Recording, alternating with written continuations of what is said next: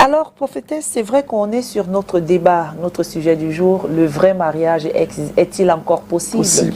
Parce que la dernière fois, on parlait du vrai mariage. Existe-t-il encore? Je crois qu'on était allé sur... C'était sur cette base-là. Oui, on avait embrayé. Oui, et puis c'est une suite logique des choses. Oui. Donc,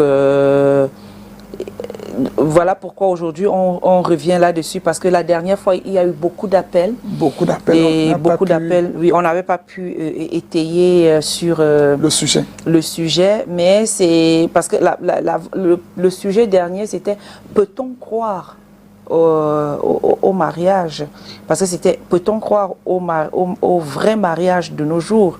C'est pourquoi nous revenons dans une suite logique, si le vrai mariage est-il encore possible de nos jours.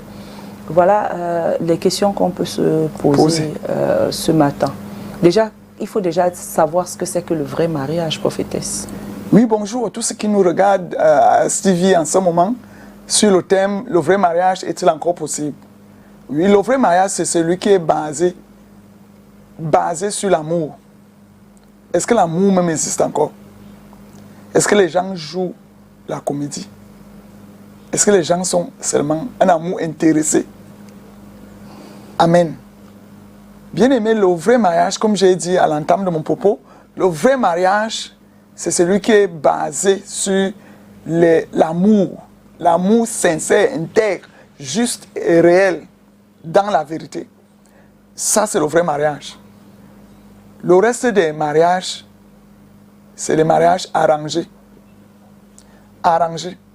Et dès qu'un mariage est arrangé, ce ne sera plus jamais un mariage jusqu'à la fin des temps, jusqu'à ce que la mort vous sépare. Il y a même une probabilité de divorce. Parce qu'il y a beaucoup de paramètres qui doivent exister quand on parle de vrai mariage. Les paramètres spirituels, d'abord c'est spirituel. Est-ce que la femme ou l'homme que tu épouses, vous avez les mêmes convictions spirituelles, divines? Je ne parle pas des autres spiritualités ou spiritisme, dont je parle de la spiritualité en vérité divine. Donc le vrai mariage doit d'abord avoir les convictions spirituelles primo. Est-ce que vous convergez dans ce sens? Je veux dire quoi? Parce que moi, je n'aime pas trop même diluer la parole. Donc je dis, est-ce que tu es sorcière, je suis sorcière, on peut s'accorder. Parce que, pour ton information, toi jeune fille, tu peux pleurer tous les jours qu'un homme t'a abandonné. C'est parce que tu n'as pas la sorcellerie. Lui, il est sorcier. Il veut une personne avec qui converge spirituellement. Il faut aller dans ses bases. Alors, est-ce que tu es en Christ? Est-ce que je suis en Christ? Dans la vérité, pas le Christ que dilué. C'est-à-dire, on est en Christ, on est dans les ténèbres. Ce n'est pas de ça qu'il s'agit. C'est-à-dire, est-ce que nous sommes tous dans la lumière? Parce que les gens qui sont dans la lumière, assis sur la parole de Dieu en vérité, ils vont vivre leur mariage paisiblement. Toutefois, il y a les épreuves. Mais ces épreuves seront leur marchepied parce qu'ils ont Christ pour base. Ils ont Dieu pour base. Donc, les ténèbres ne peuvent pas les défier. C'est eux qui défient les ténèbres. Alors, et chaque fois qu'il y aura un problème, puisque la Bible a la solution, la parole de Dieu dans la Bible a la solution à tous les problèmes. Si ça regarde les enfants, ils vont étayer. Si ça regarde leur couple même, ils vont parler de ça. Si ça regarde le sexe, ils vont parler de ça. Tout ça existe dans la Bible. Et toujours les solutions. Donc le vrai mariage, c'est d'abord les convictions spirituelles. En vérité, et ça, il faut qu'on te dise ça en ce matin. Les gens se marient en vrai mariage sur des bases spirituelles. D'abord, parce que si c'était physique, tu vas voir qu'un homme est d'abord avec une femme, entre parenthèses, qu'on dit laide. Pourquoi il l'épouse? Mais il passe se consoler avec une métisse, entre parenthèses, qu'on peut dire belle, selon l'apparence. Vous voyez? Et toi qui es petite métisse là, tu es en train de combler ce que l'homme n'a pas pu trouver dans la femme qu'il a épousée. Donc arrête de jouer les jeux de complémentarité là. Non, tu n'es pas né pour ça. Tu es né pour être assise quelque part et on t'appelle Madame telle, et ça a de la valeur et ça glorifie le nom de Dieu. Amen. Maintenant, voilà la première base. C'est spirituel. Maintenant, nous sortons du spirituel. Donc, on sort des gonds du spirituel. C'est-à-dire, un sorcier et un sorcier, ils s'entendent bien parce que il ne faut pas qu'il y ait divergence spirituelle. Parce que un homme sorcier et une femme simple qui n'a pas de sorcellerie, de semences des ténèbres, ne peuvent jamais être heureux. Jamais. Parce que quand tu entends les sociétés secrètes, c'est qu'il y a des secrets qui partagent, que ça ne doit pas être dévoilé. Même quand bien même tu auras une colère débordante, oui, ces couples ne se dévoilent pas. Le couple qui est comme ça. Par contre, si une femme ou un homme simple s'emballe dans un mariage avec une personne compliquée, on se comprend. Amen. Moindre problème, moindre petit problème, tout est dehors. Et ce n'est pas le cas. Donc on a d'abord peur de toi qui es simple. Brille comme tu veux. Sois même totalement très belle à l'échelle mondiale. Si tu ne réunis pas ces convictions spirituelles à la racine, il est impossible que vous soyez un couple heureux.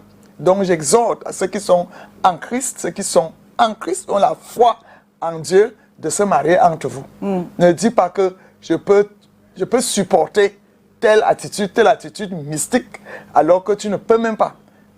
Après 1 an de mariage, tu vas commencer à chercher les pasteurs pour venir nous raconter beaucoup d'abominations que tu vis là-bas et que tu ne peux plus supporter. Donc, il faut faire attention.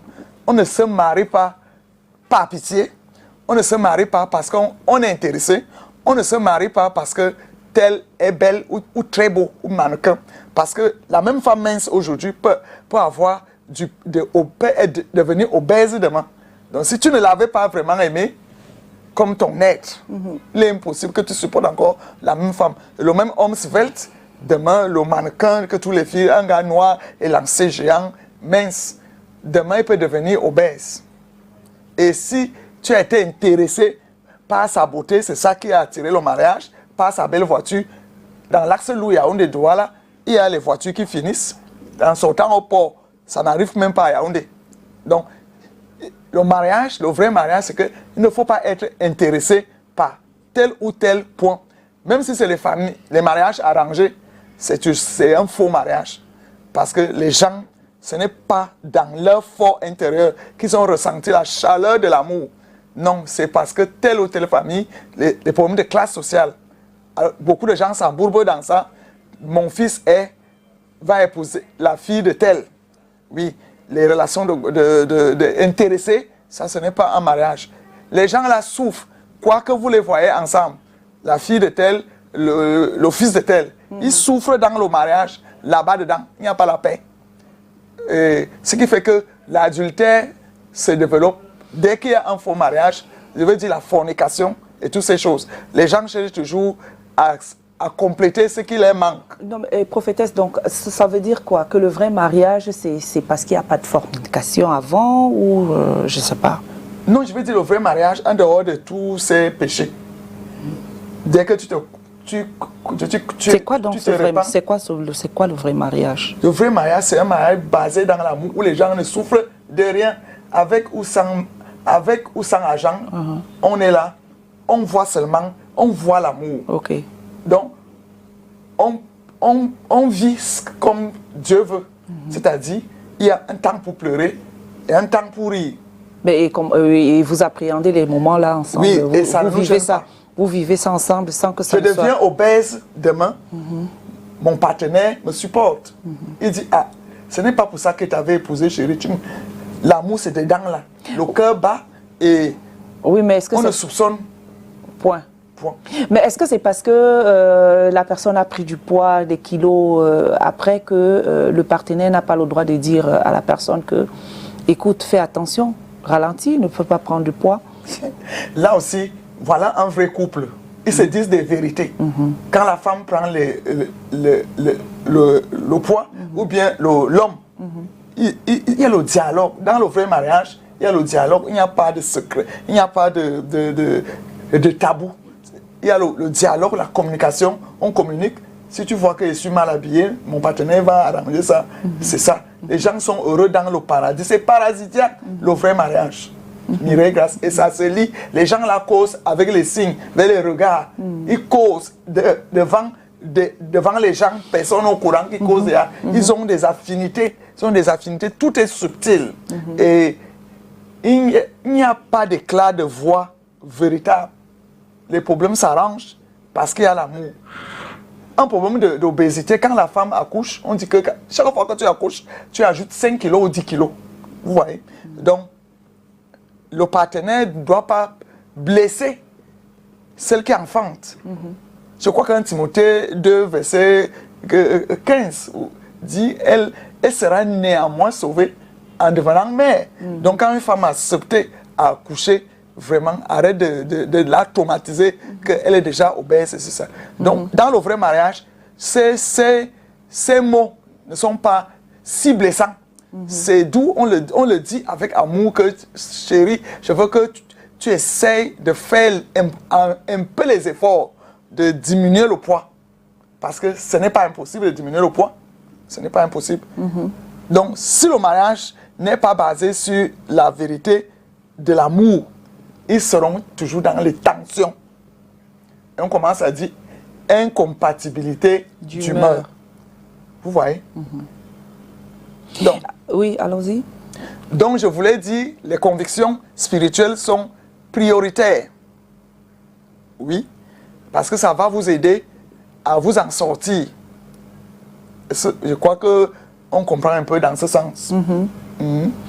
Alors, quelles sont donc les stratégies, justement, qu'on peut émettre pour avoir un bon mariage, un vrai mariage? Quelles sont les stratégies qu'on peut élaborer?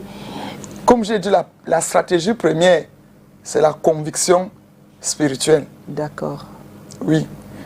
Dans la foi chrétienne, par exemple, même dans la foi musulmane, il faut que les gens s'accordent sur ce point. Pour éviter un faux mariage, on doit parler le même langage spirituel. Oui, parce qu'on dit que dans toutes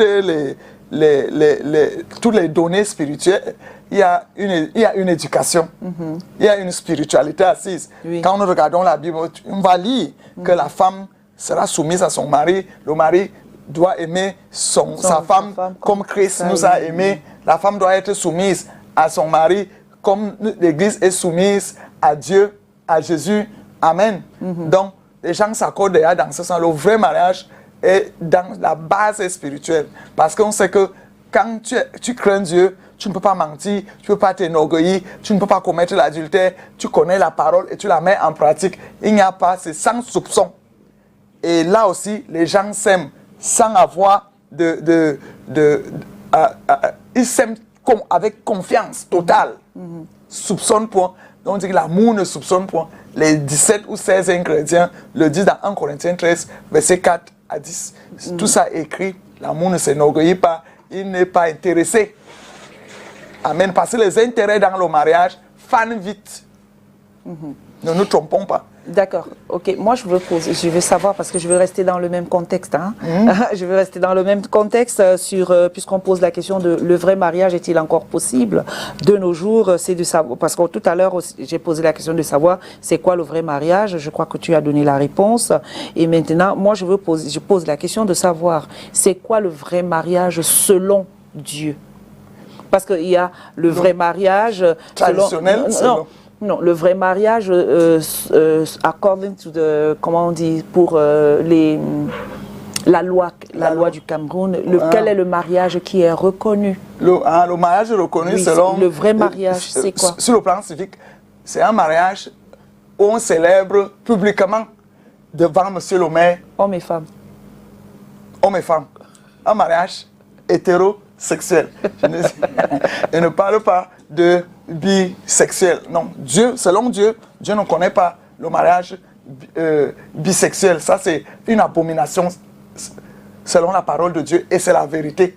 Ne nous trompons pas, on nous trompe. Donc, ça, c'est la loi camerounaise. Ça, C'est-à-dire que le vrai mariage, c'est le mariage selon lequel le mariage reconnu d'un homme et d'une femme. Ça, c'est selon les lois du pays, le Cameroun. Maintenant, le vrai mariage selon Dieu, c'est celui qui est basé sur la spiritualité. Exactement. OK. On a les mêmes convictions religieuses, si on peut dire, entre parenthèses. Il faut examiner cela. D'accord. Et maintenant, moi, je veux savoir, c'est quoi la différence entre le mariage traditionnel et le mariage moderne? Oui, comme tu l'entends bien, le vrai mariage est traditionnel. Oui, c'est pour cela qu'il est très difficile de se marier avec une personne qui ne parle pas ta langue, qui ne fait pas ta tradition. Ça, je vous le dis, c'est un peu compliqué pour le mariage traditionnel. Je dis, il est difficile pour une fille bêtise avec un homme bamileke, par exemple, pour qu'elle s'adapte, ce sera compliqué. Elle va trouver ça que c'est impossible de faire ceci, de faire ça. Or, si c'était de la même tribu, la tradition coule. C'est pour cela que le mariage traditionnel, bon, c'est pour ça que l'amour même au-dessus de ça. Parce que si un homme qui est d'une tradition ou d'une autre, ou bien une femme qui est d'une tradition ou d'une autre, s'allie de mariage avec une autre personne de différentes traditions, il faut qu'il y ait l'amour pour que les gens là se marient traditionnellement. Mais prophétesse, quand tu parles de mariage traditionnel, tu parles de tribu, c'est-à-dire que c'est une tribu et une autre, c'est difficile pour qu'une tribu, et une autre, difficile de se marier. Pourtant, quand on est en Christ, est-ce qu'on a encore ces problèmes de tribu? En Christ, il n'y a pas de problème. Donc ça veut dire que la tribu que nous avons, nous pouvons nous marier avec une autre tribu, mais nous parlons le même langage en Christ, non? Maintenant, dans la tradition, il faut que l'amour soit dominant pour qu'une personne accepte de briser sa tradition et aller adopter une autre tradition. Ce n'est que l'amour qui peut faire ça. Ce n'est que l'amour qui peut faire que, véritablement, je prends toujours le cas de l'Est et de l'Ouest, que l'Est et l'Ouest se marient. Il faut qu'il y ait l'amour. Sinon, chacun veut garder sa tradition et aimerait pratiquer cela dans son mariage. Or, le beau-fils qui vient s'adapter à la tradition de sa femme lorsqu'elle vient faire le mariage traditionnel. Et il faut qu'il y ait l'amour pour que ça se passe. C'est vrai, il s'adapte parce qu'il se marie selon la tradition de sa dulcinée. Sur le plan traditionnel. Sur le plan traditionnel. Et vice-versa. Parce qu'il y a aussi la tradition chez le partenaire masculin ou féminin. Mais là, ça commence à se vivre après le mariage, bizarrement, curieusement. Et le plus souvent, même les gens cachent les traditions. Comment ça? Cacher le mariage traditionnel, ça dit, maintenant la mettre en pratique, c'est là où ça devient, quand tu vas dire à une fille bêtise, quand on fait une révérence pour donner la nourriture ou de l'eau à son partenaire, il te dit c'est quoi? Il peut dresser la table, c'était bon. Et les problèmes commencent. Les problèmes vont commencer. Elle ne connaît pas ça. Oui. Vous voyez un peu? Donc, le plus souvent, on cache la tradition, quoi qu'on peut rester ici toujours à Bastos. Maintenant, il faut descendre au village. Tu vas te conformer comme tes coépouses. Tu vas te conformer comme tes coépouses et ça sera impossible. Et on va dire, c'est ça que tu es parti prendre. Tu ne lui as pas pris nos valeurs traditionnelles. Un problème se pose. Non, on te dit, tu dois nous prendre une autre femme. Vous voyez? Donc, ce paramètre-là. Donc, c'est pour ça qu'il dit que les convictions, même traditionnelles et religieuses, et spirituelles sont très très importantes pour le cas du mariage. Maintenant, pour le mariage intéressé, il faut la classe sociale. Oui. Il faut supporter une fille villageoise qui vient entrer dans une famille noble. Et oui. Celle-là qui va casser, elle va casser les os de viande. À table avec les mains. À table avec les mains. Et devant tout le monde. Et sucer les arêtes. Et faire les bruits sur le plat.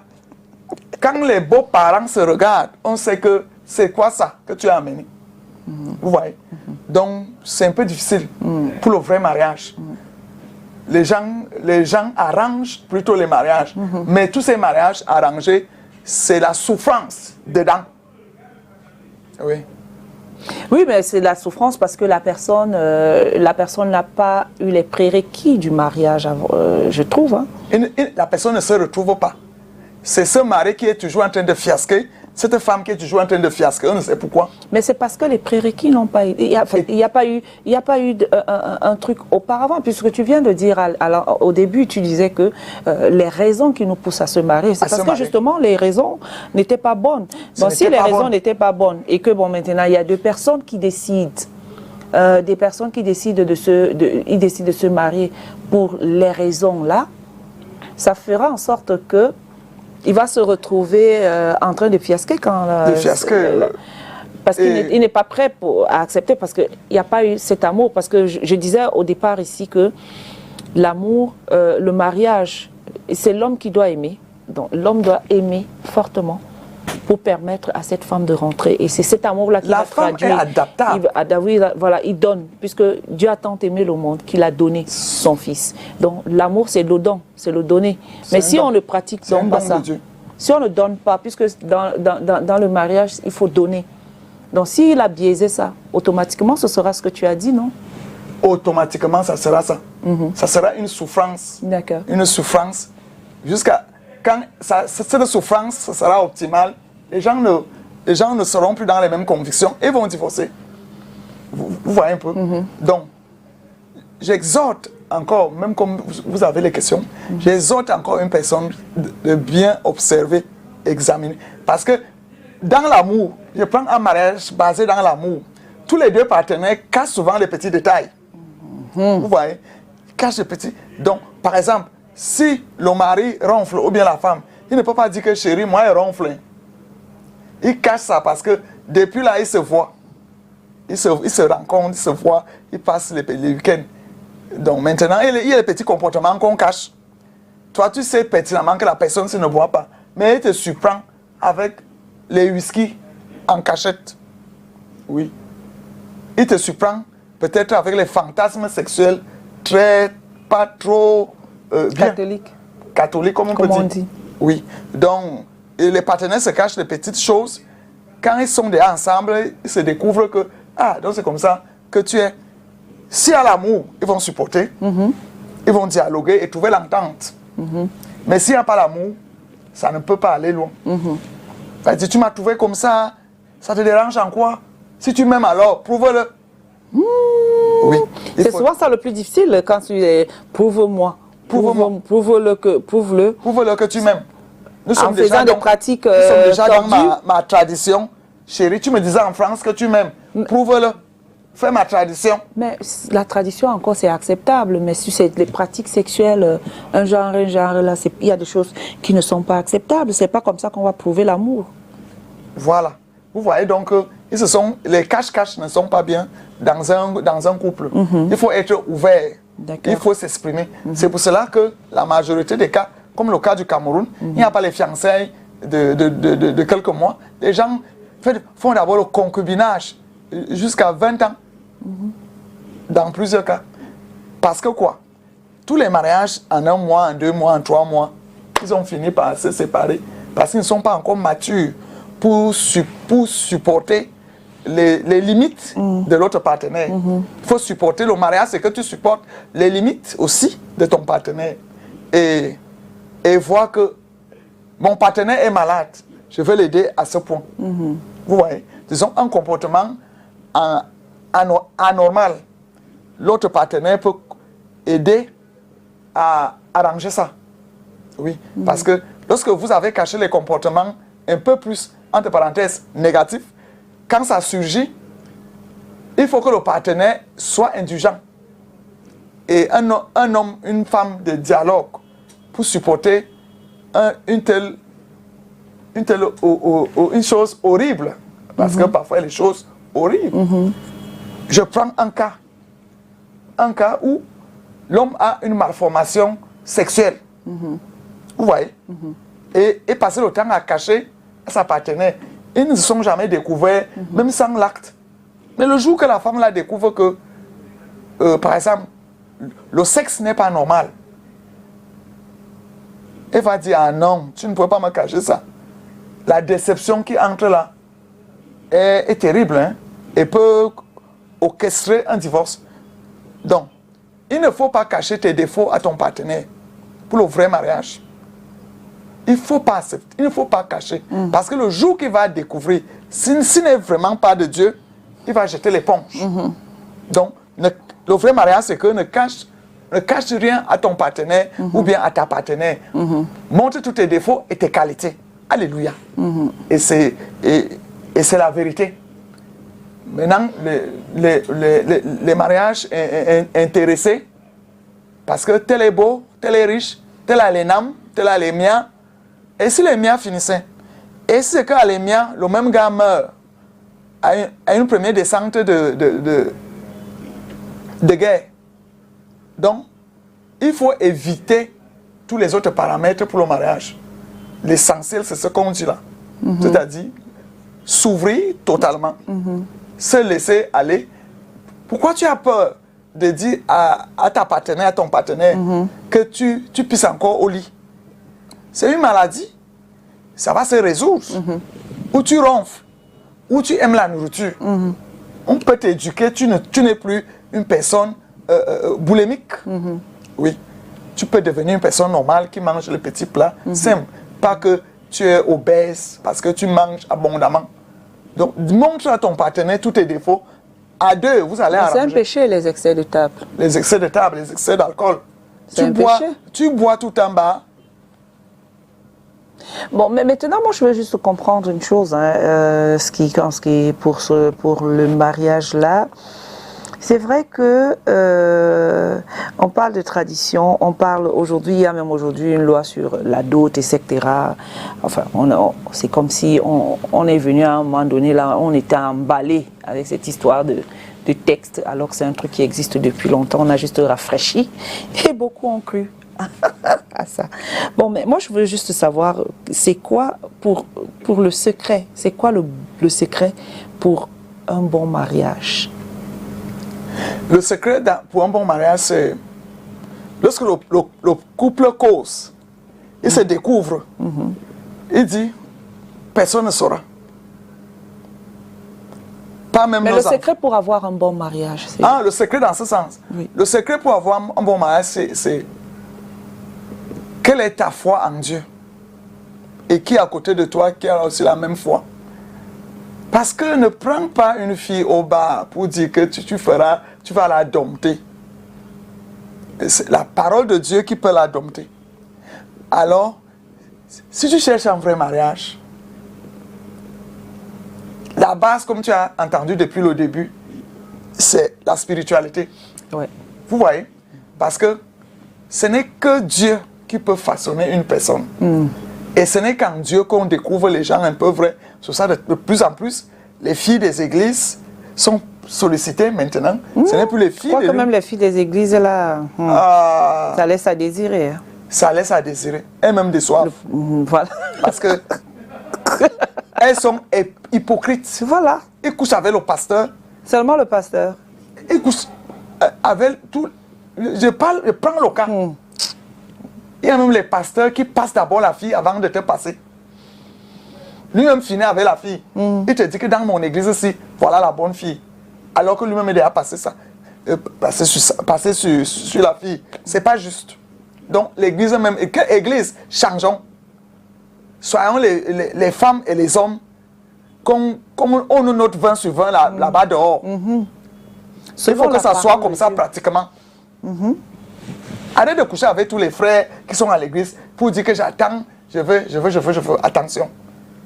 Donc, ne te décourage pas, il y a les bonnes filles à l'église. Il y a quand même les bonnes filles à l'église. Il y a les vrais hommes à l'église qui ont la crainte de Dieu. Ça, Dieu a toujours sa poignée de personnes qui sont vraies. Exact. Il y a les vraies personnes. C'est seulement qu'il y a un démon qui règne. Là où les vrais fils de Dieu, le mauvais choix de partenaire. Donc c'est ça, il faut abattre ça, il faut déraciner ça dans le milieu chrétien, dans l'église, le mauvais choix de partenaire. Parce que si tu as ça, le bon gars qui est pieux et tout, peut aller tomber sur une mamie wata qui commence à détruire sa vie. Vous voyez un peu. Donc à l'église aussi, il ne faut pas s'emballer n'importe comment. Le mauvais choix de partenaire, c'est à déraciner. Si tu as une prière que tu dois faire, c'est que Seigneur, aide-moi à faire le bon choix de partenaire selon ta parfaite volonté. Parce que Dieu est parfait et Dieu connaît ce qui est parfait. Ce n'est que lui qui connaît la perfection et il peut t'orienter vers la perfection parce que l'humain ne connaît pas la perfection. L'humain est toujours médiocre. Vous voyez? C'est pour ça que la parole de Dieu arrange l'humain pour tendre vers Dieu, pour tendre vers la perfection. C'est exactement ça. D'accord. Donc, les bases spirituelles sont essentielles.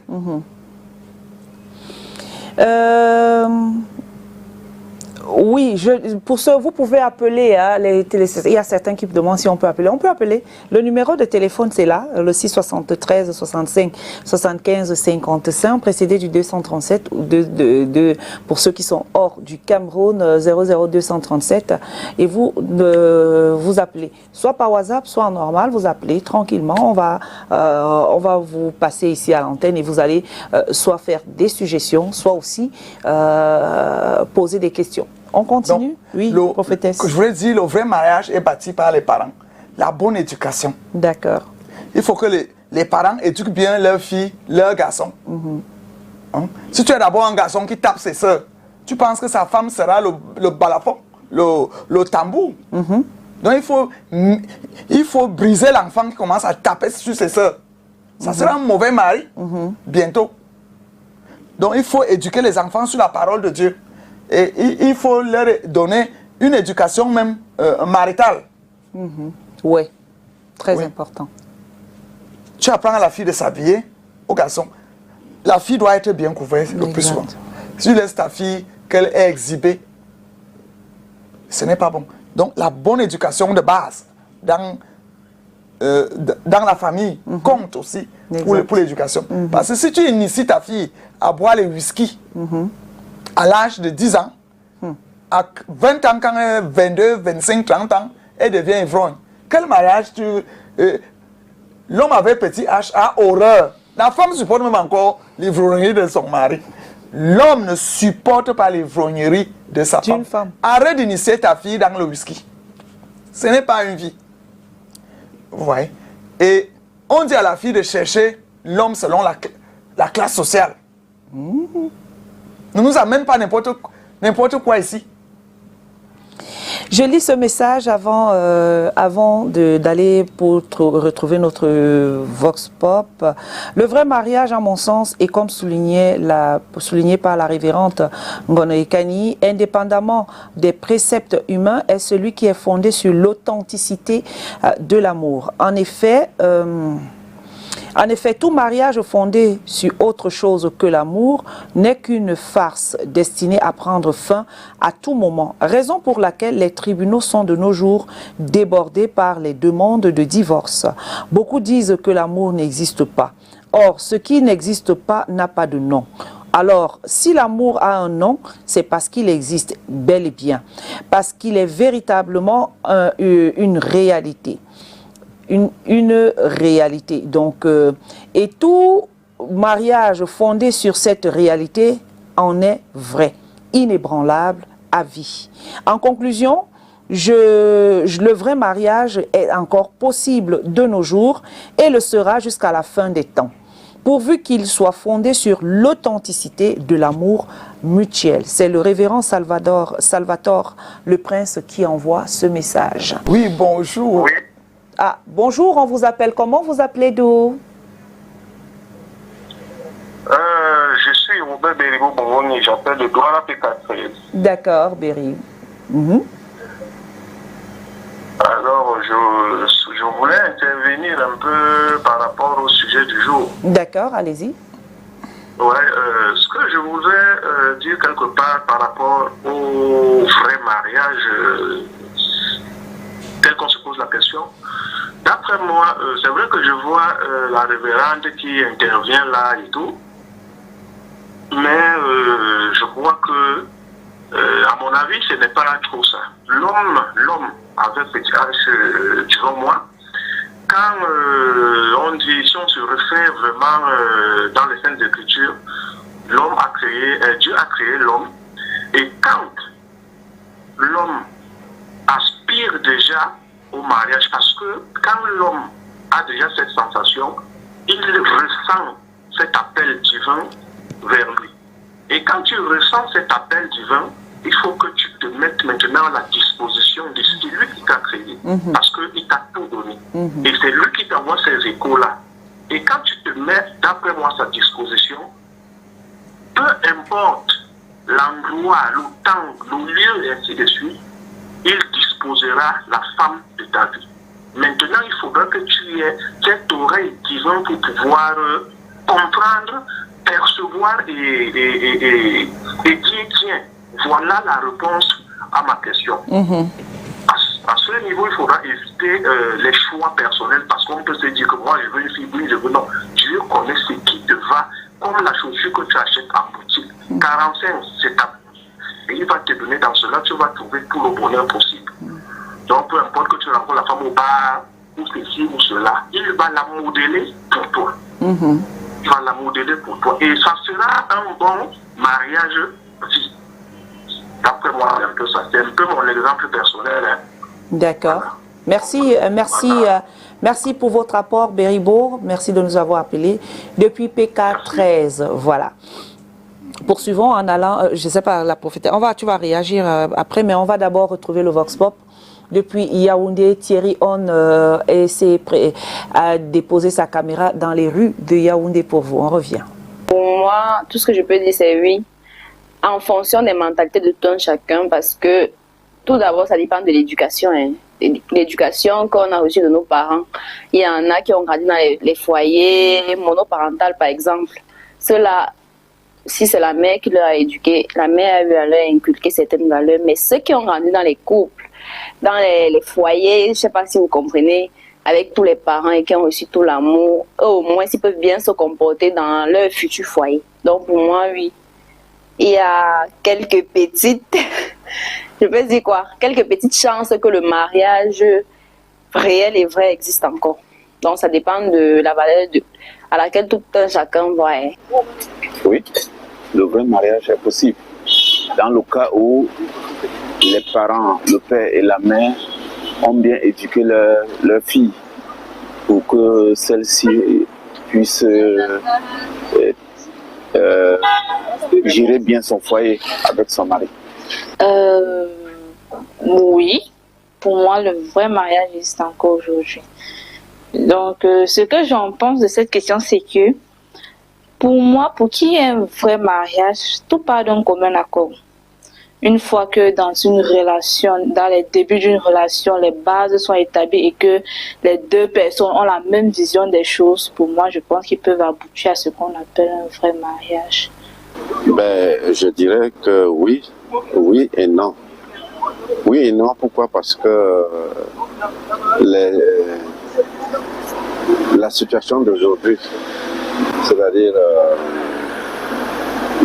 la situation financière des jeunes aujourd'hui ne leur permet pas franchement de réaliser ce mariage dont vous parlez. Mais oui également parce que jusque-là on trouve quand même des jeunes sérieux dans leur façon de faire. Il suffit simplement que ce soit accompagné par des moyens. Vous savez, quand on dit mariage, on parle du couple. Et un couple doit être entretenu. Lorsqu'il y a un couple qui a également les moyens nécessaires pour s'entretenir, tout devrait aller normalement, tout devrait bien aller.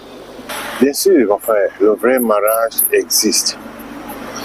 Je le dis juste parce que, pas simplement parce que je le vis, mais je voudrais bien vous faire comprendre que c'est la vie quand on met la fondation sur la crainte de Dieu. Vous savez, le mariage, c'est quoi? C'est une union où Dieu a établi depuis lors. L'homme quittera ses parents, il se joindra à sa femme et ils deviendront un seul chair.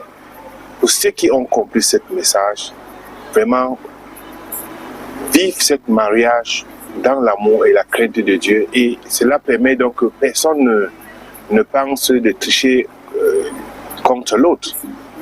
Donc, pour moi, je pense très bien que le mariage, le vrai mariage existe.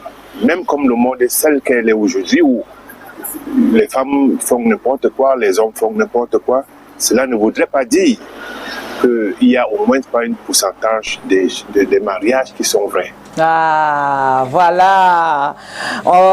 Bonjour, le vrai mariage est encore bien possible selon moi parce que entre nous les humains, il y a les mauvais et les bons en comparant nos caractères et nos faits. Donc, c'est pas parce que je suis un mauvais garçon qui porte main à mes sœurs qui veut dire que tous les garçons de mon âge font la même chose à leurs sœurs. Depuis l'existence, tout le monde ne sera jamais pareil. En conclusion, s'il y a vrai mariage, s'il y a vrai amour, il y a vrai mariage. Méchac Tagang depuis le Gabon. Bonjour Madame Mireille Grasse, bonne année. S'il te plaît, je n'ai plus ces soleils. Bon, ok. Le vrai mariage existe, mais il faut se remettre au Seigneur pour avoir un vrai mariage. Voilà. Et puis, bonjour au sublime panel de ce rendez-vous. Oui, Mireille Grasse, le vrai mariage est encore bien possible car, d'après moi, c'est Dieu qui unit les êtres quand tu vis déjà des émotions spirituelles dans le sens du mariage. Demande à celui qui t'a créé, car seul lui connaît celle qui t'est destinée. Et après cette demande est une oreille spirituelle pour recevoir ton mariage. Parce qu'avec Dieu, tu n'as plus droit à un choix de taille, teint, rang social et d'autres. Car en ta moitié, il y aura tout. Robert Beribo, voilà. Bonjour, c'est Matek de Étienne depuis Ezeka. Votre chaîne a des programmes qui m'ont toujours intéressé, Agrimag, et surtout le débat du dimanche. Je vous félicite pour les sujets que vous proposez pour discussion. Votre panel et de vos intervenants et aussi de bonne moralité avec la présentatrice. Merci à tous vos journalistes et techniciens, bref, à tout. Merci, monsieur Matek de Étienne. Prophétesse, il ne nous reste que 4 minutes. Allons-y. Je peux conclure en disant que le vrai mariage va toujours exister parce que c'est une institution divine. Dieu dit féconder, multiplier, assujettissez la terre. Donc le mariage, Dieu compte sur le mariage pour la pérennité de sa création. Le vrai mariage ne peut ne pas manquer. Il y a les bricoles mariage et les mariages arrangés, intéressés, qui chutent toujours. Cependant, il y a même dans les mariages intéressés et bricolés, il y a toujours quelqu'un qui porte le chocolat. Après, ça se présente comme si le mariage là était bon. C'est parce qu'une personne a accepté le brisement et porté ce joug jusqu'à la fin. Donc la personne n'a vraiment pas vécu l'agréabilité qui est dans le mariage. Donc il y a des cas comme ça. Si tu es dans ce cas, tu as commencé à supporter, supporte pour y arriver. Peut-être les enfants, tu ne peux plus rien. Quant à la famille monoparentale, ce n'est pas parce que une famille est monoparentale que non, une famille mariée fait toujours des bons partenaires. Non, il y a même des garçons et des filles traumatisés à cause du couple de leurs parents qui étaient violents et décident de ne même pas se marier. Donc il y a beaucoup de paramètres. Quant à tous les intervenants, ça a été très édifiant. C'est la vérité, l'amour existe et elle se supporte et le mariage est encore possible. Le vrai mariage. Et je voulais dire que nous voyons que nous tous nous tournons sur la spiritualité. La crainte de Dieu nous donne un bon mariage. Parce que ce n'est pas parce que tu as une conscience dans la crainte de Dieu et c'est la parole de Dieu qui va t'empêcher de détruire ce que tu as bâti ce que tu bâtis dans le mariage. Oui, et le mariage, lorsqu'il va bien, c'est parce que les gens craignent Dieu et mettent en pratique sa parole. Ça roule comme sur les rails. Et c'est la vérité. Amen. Amen. Si on accepte le brisement, on pourra décider, on peut supporter le mariage. Parce que j'ai pour habitude de dire, quand on a connu la nudité d'un, on oublie l'ego. Ça n'existe plus quand on est à deux. Parce que vous connaissez déjà chacun la nudité. Voilà. On connaît la nudité de l'autre et ça ne sert à rien de jouer les orgueilleux. L'humilité précède la gloire. Marie, aimez vos femmes comme Christ a aimé l'Église. Femmes, soyez soumises. J'ai pour habitude de dire, la soumission est le résultat de l'amour que l'homme a pour la femme. Donc l'homme a plus de travail dans le mariage même que la femme. Et on nous a fait croire que c'est la femme qui a plus de boulot dans le mariage. L'homme a plus de travail parce que c'est lui qui est comme le chef, c'est lui le chef de famille, c'est lui qui donne la vision, c'est lui qui dit où son couple peut aller. Alors si vous ne le faites pas et vous donnez la latitude à vos femmes de le faire, allons-y, allons seulement. Merci d'avoir été des nôtres. La prophétesse Ngono Geneviève Ekani, vous la trouvez sur les réseaux sociaux et vous la retrouverez là-bas, Facebook même. Et puis la rediffusion de cette émission, ce sera sur YouTube dans quelques heures pour ceux qui ont perdu. Mais la rediffusion à la télé, c'est à 2h30 de la nuit. Vous avez le numéro de téléphone pour un accompagnement spirituel. Vous appelez, elle va vous recevoir. Merci d'avoir été des nôtres. Bon retour, prophétesse. Merci. Et à vous les téléspectateurs, restez en compagnie des programmes de STV. Dieu vous bénisse. Ciao, bye bye.